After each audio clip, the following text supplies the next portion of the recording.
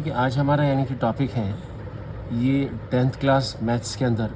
Some application of trigonometry का topic है, जिसमें हम हाइट्स एंड डिस्टेंस के बारे में बताएंगे। ठीक है, तो यानी कि जैसे अगर आप की आई यहाँ पर है और अगर आप यहाँ एक लाइन ड्रॉ करते हैं तो यानी कि ये हॉरिजॉन्टल लाइन कहलाएगी। और ये हॉरिजॉन्टल लाइन जो है, अगर इससे आपका ऑब्जेक्ट का यहाँ पे है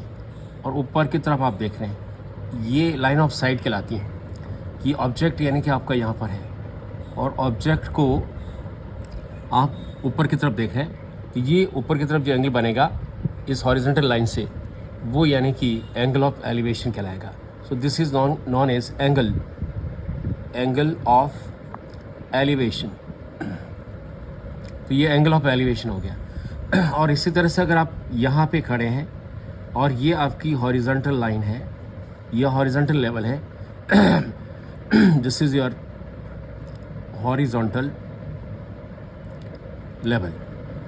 तो यानी कि हॉरिजॉन्टल लेवल है और इस हॉरिजॉन्टल लेवल से अगर आपका ऑब्जेक्ट नीचे की तरफ है, यहाँ ऑब्जेक्ट पड़ा हुआ और आप यहाँ नीचे की तरफ देख रहे हैं, ऐसा मिला दीजिए ऑब्जेक्ट यहाँ पर है और अभी ये जो एंगल बन रहा है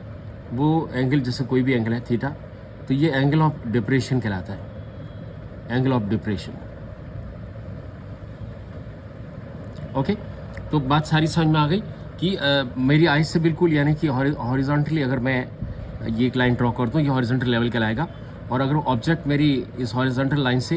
या हॉरिजॉन्टल लेवल से ऊपर की तरफ है और मेरी आइज़ को मैं ऊपर ऐसा देख रहा हूँ, तो जो एंगल बनेगा वो एंगल ऑफ एलिवेशन कहलाएगा। और अगर माने कि जो आपका हॉरिजॉन्टल लेवल है उससे नीचे अगर ऑब्जेक्ट है तो जो एंगल बनेगा वो एंगल आपका एंगल ऑफ डिप्रेशन कहलाएगा।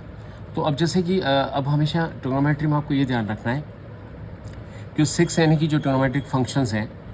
वो आपको ध्यान रखने हैं। 6 ट्रिग्नोमेट्रिक रेशियोज़ है, साइन, कॉस, टेन, सेक, कॉट, कॉजेक, ये आपको ध्यान रखना है। अब जैसे मैं यानी कि एक प्रॉब्लम यहाँ पे एक्सप्लेन करने के लिए दे रहा हूँ, तो जैसे माना कि कोई टावर है और ये टावर ले लिया आपने, यहाँ पे एक टावर है और एक आदमी यानी कि यहाँ पे खड़ा हुआ है और वो मान लिया कि टावर से 15 मीटर डिस्टेंस पर है और ये टावर है जिसकी हाइट मुझे पता नहीं है। मैंने इसको मान लिया कि इस टावर की हाइट को h मान लिया। बाद में चल के यानी कि मैं अगर यहाँ से यानी कि मैं ज्वाइन कर दूँ इसके टॉप को, ये टावर का टॉप है जिसको मैं यानी कि T लिख दूँ और मैन इज स्टैंडिंग हियर, आदमी यहाँ मतलब है, पॉइंट है कोई यहाँ पर, इस पॉइंट से आप ऊपर की तरफ देख रहे हैं, ये कोई पॉइंट यानी कि आप मान लीजिए से ए मार्क कर लीजिए। अब माने कि जैसे आपको ये दे रखा है कि ये एंगल आपका यानी कि 60 डिग्री है। तो बात सारी समझ में आ गई कि एक टावर है, उसके सामने यानी कि आप यहाँ पे खड़े हुए हैं और यहाँ पर यहाँ से आप यानी कि टॉप को देख रहे हैं और आपसे ये कहा है कि जो एंगल ऑफ एलिवेशन है, क्योंकि ये आपकी जो हॉरिजॉन्टल लाइन है, आपका आई की से जो हॉरिजॉन्टल लेवल है वो ये है और यहाँ से ऊपर एंगल ऑफ एलिवेशन आपको दे रखा है कि वो 60 है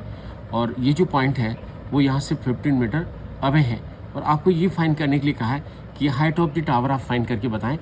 तो अब देखिए, हमेशा आपको ये ध्यान रखना है, अगर आपको ईजीली इस प्रॉब्लम को करना है तो आपको फाइंड क्या करना है कि जैसे ये एच आपको फाइंड करना है जो आपका अननोन वैल्यू है और उसके साथ साथ ये एच ले लेता हूँ और ये नॉन साइड है, इसको मैं यानी कि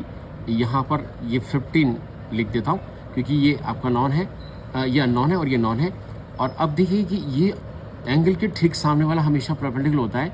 और ये आपका यानी कि बेस हो जाएगा। तो परपेंडिकुलर अपॉन बेस जो होता है वो हमेशा 10 होता है और मैं इसको 1060 लिख पाऊँगा। ठीक है, तो ये perpendicular upon base always 10 theta होता है। अब अगर मुझे यहाँ पे h चाहिए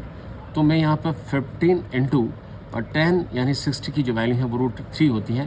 तो ये 15 √3 आपका मीटर यानी हाइट ऑफ द टावर हो जाएगा। तो मैं वापस अगेन एक्सप्लेन कर रहा हूँ कि हाइट एंड डिस्टेंस में आपको एक ही चीज़ ध्यान रखनी है कि हमेशा एक राइट एंगल ट्रायंगल बनेगा और उसमें हमेशा आपको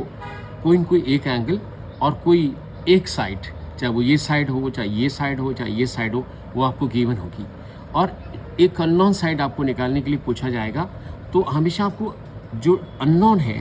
और जो नॉन है, अननोन बाय नॉन लिखें, ताकि इससे ज़्यादा इजी आपको क्या रहेगा कि ये जैसे यहाँ पे क्रॉस मल्टीप्लाई होगा तो जो अननोन वैल्यू वो आसानी से आपको मिल जाएगी। तो इस वक्त ये कहा है कि एक टावर है, इस यहाँ एक पॉइंट है, यहाँ से इसका टावर का जो टॉप है उसका जो एलिवेशन है, एंगल ऑफ एलिवेशन वो 60 डिग्री है। और ये कहा कि पॉइंट यहाँ जो बॉटम ऑफ द टावर है वहाँ से जो फुट ऑफ द टावर है वहाँ से 15 सेंटीमीटर डिस्टेंस पर है। मुझे हाइट ऑफ द टावर निकालने के लिए कहा है, तो मैंने definitely this is my unknown by non कर दिया। मगर हम जानते हैं कि एंगल के ठीक सामने वाला परपेंडिकुलर होता है, ये बेस है, तो परपेंडिकुलर बेस से फिर ये निकाल लिया आपने। और फिर यानी कि अगर क्रॉस मल्टीप्लाई करें तो यहाँ पर tan60 की वैल्यू √3 होती है। तो इस तरह से यानी कि 15√3 meter height of the tower को हमने फाइंड कर लिया।